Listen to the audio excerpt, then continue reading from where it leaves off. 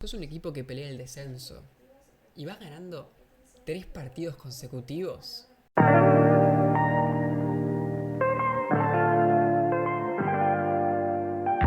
Desde el principio de la temporada voy formando diferentes teorías sobre quién va a salvarse del descenso y quién va a descender finalmente. Teorías que se van desarmando, destruyendo y autodestruyendo a sí mismas con el paso del tiempo, porque todo va cambiando. Y en cierto punto pensé que realmente Central Córdoba estaba condenado, con un Sarmiento que había fichado a bastantes jugadores experimentados, más Damonte, y que empezaba a sumar puntos, y un Domínguez que después de un arranque terrible empezaba también a formar un juego interesante y a acercarse cada vez más al Ferroviario. Pero llegó Omar de Felipe a cambiar las tornas del juego y a transformar un equipo que no había ganado ni un solo partido a un equipo que no pierdas un montón. Y desde aquella victoria contra Defensa y Justicia, que fue la primera que conseguía el equipo de Santiago del Estero, no solamente no perdió, sino que en los últimos 3 partidos consiguió 3 victorias. Y estas dos últimas contra rivales claves y directos. Y la que vamos a hablar hoy fue la que pasó justamente el día de hoy contra Barraca Central.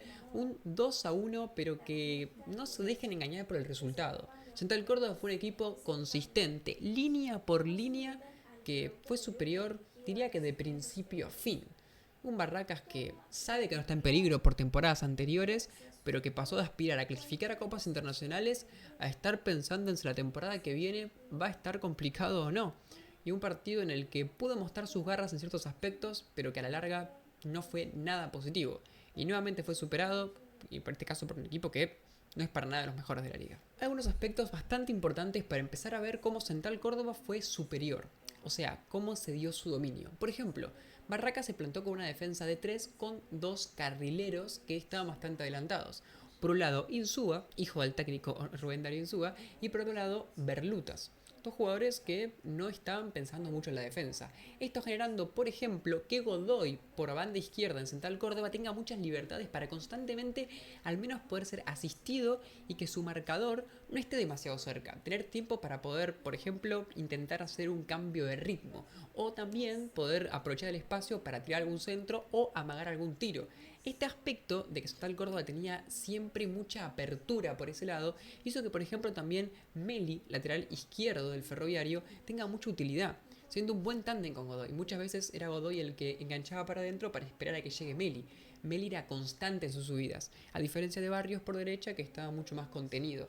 Quizás justamente porque Insú es un lateral más peligroso que lo es Berlurtas, entonces tenía que en ese sentido equilibrar un poco la balanza. Central Córdoba estaba sostenido en el medio tanto por Vázquez como por Florentín, que estaban muy bien en la marca, recuperando muchas pelotas y saltando en velocidad, principalmente Vázquez, y Florentín quizás sin tantas recuperaciones por su posicionalidad, sino también más por su presión, ¿no? Más adelante, más agresivas, más en busca quizás de algún anticipe. Por otro lado, por el medio tenías a un Atencio que era el nexo de todo. Cuando, por ejemplo, recuperaba una pelota Vázquez o hasta intentaba seguir jugando desde atrás a Basia como uno de los centrales, encontraba un Atencio que, volcado un poco por derecha, encontraba buenas maneras para, con sus cambios de ritmo, con sus conducciones hacia el medio, empezar a conectarse con los demás. Baraldo siendo muy buen pivot y finalmente Angulo como una punta de lanza súper veloz, que obvio que también como lo hacía Godoy por izquierda, Angulo por derecha también podía desbordar y bastante. Con esa combinación y esto en obviamente diferentes variantes, Central Córdoba era un equipo fluido, colectivo y dominante, con recuperación en el medio, con solidez en el medio en ese sentido a través de esas recuperaciones, pero también con unas recuperaciones que le permitían ser veloz. Para compararlo un poco con un equipo de moda, un poco parecido a lo que hace, por ejemplo, el Vélez de Quinteros, que hoy en día es puntero, en ese mediocampo que tiene con Ordóñez y con Bouzat. Podemos hacer una comparación bastante interesante entre esos equipos. Central Córdoba atacaba y empezaba a hacer que el arquero Ferrario tenga sus atajadas, pero igual su dinámica no tenía que ver con generar ocasiones de gol claras y profundas, que muchas veces pasa, que un equipo genera. No, no era tan así, era más como un dominio claro desde el juego mismo. Barracas, cuando la perdía rápido, no tenía muchas ideas. Ahora vamos a hablar un poco más de Barracas igual. En Gauss Central Córdoba, cuando la tenía, era fluido, tenía combinaciones y tenía esas triangulaciones que te da la maleabilidad y la movilidad.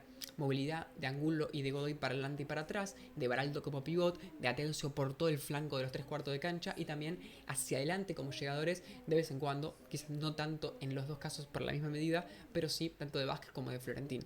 Córdoba tenía una interesantísima forma de jugar ese partido y que no se apagó con el primer gol que consigue a través de una jugada buenísima de Angulo, sino que sostuvo en el tiempo incluso para llegar con otro gol más muy pronto, que fue el gol de Meli, un golazo donde Florentina avanza con la pelota, Barracas muy pasivo, no llega nunca a frenar ningún tipo de pase y Meli penetra hacia el medio en este rol que te habíamos visto ya de desdoblarse con Godoy, pero en este caso hacia adentro y rompe la defensa en 4 mitades, metiendo finalmente gol tras un mano a mano con Ferrario. Un 2-0 que era justo y que realmente podría haber sido incluso goleada. Por el lado de Barracas, en defensa ya lo dijimos, desbordado por las bandas por una cuestión lógica de cómo era su planteamiento. Los centrales llegaban tarde a las jugadas, cuando se abrían terminaban provocando una apertura de la defensa que terminaba siendo aprovechada también por los de adentro. Y el mediocampo, ni Milok ni Tapia pudieron ser realmente relevantes para el partido. Al contrario, tenían distribución, pero la distribución siempre se veía muerta en intento de buscar a Domínguez, intento de buscar a Brochero y a veces también en intento de buscar a Ruiz. Entre Ruiz, un jugador muy joven e interesante, creo que fue de lo mejor de los que jugaron titulares, pudieron a veces tener jugadas interesantes, a una pared, a alguna combinación, pero no mucho más. Los remates del primer tiempo de Barracas fueron solamente 2 intentados. Son un volumen de juego muy bajo, pero más allá de los intentos numéricamente tampoco eran peligrosos en ningún sentido. Por ese lado, muy bien Central Córdoba. Tanto en defensa como en ataque superior. Barracas sin ideas y con un rival que lo anulaba en todo sentido y también que lo desbordaba en todo sentido. Hablar del segundo tiempo es un poco raro, porque la distancia siempre de 2 goles hizo que Barracas nunca se vea con la mentalidad suficiente como para creerse que podía empatar.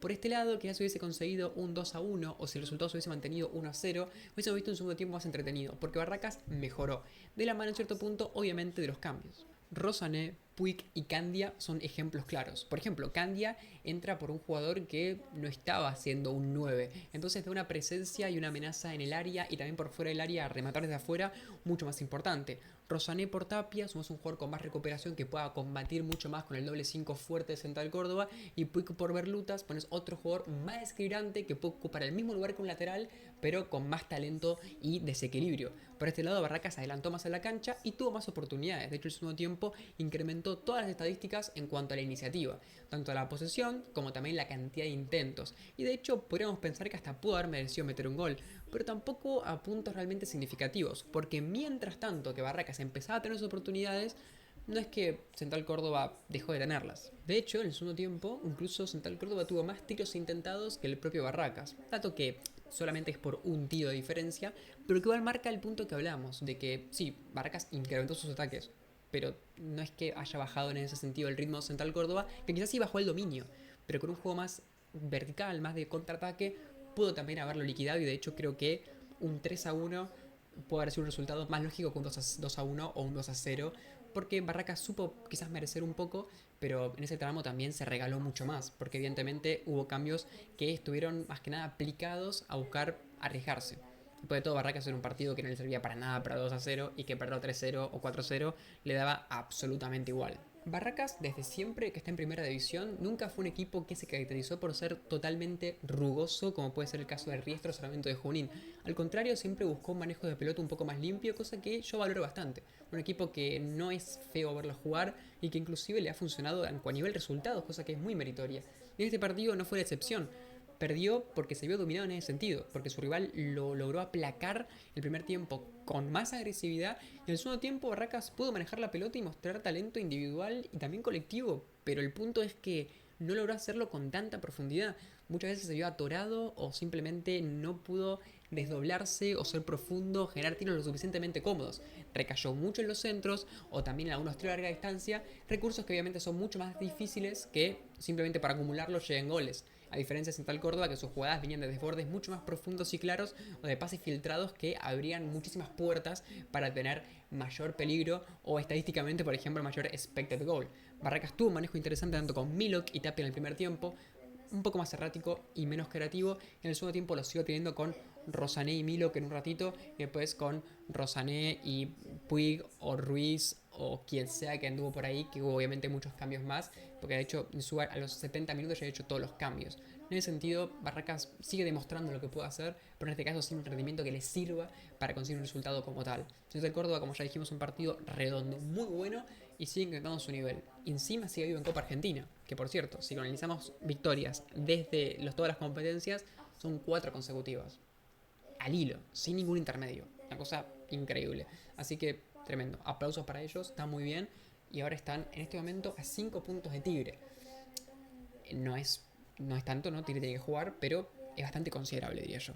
Así que díganme qué les parece, me parece un partido súper interesante y un equipo que está en un gran momento. Y Barracas, al contrario, creo que es uno de los principales candidatos a descender la temporada que viene, más que nada si no se recupera, porque está bastante flojo en rendimiento y no están apareciendo individualidades que desaparecían. Por ejemplo, Rochero, Domínguez,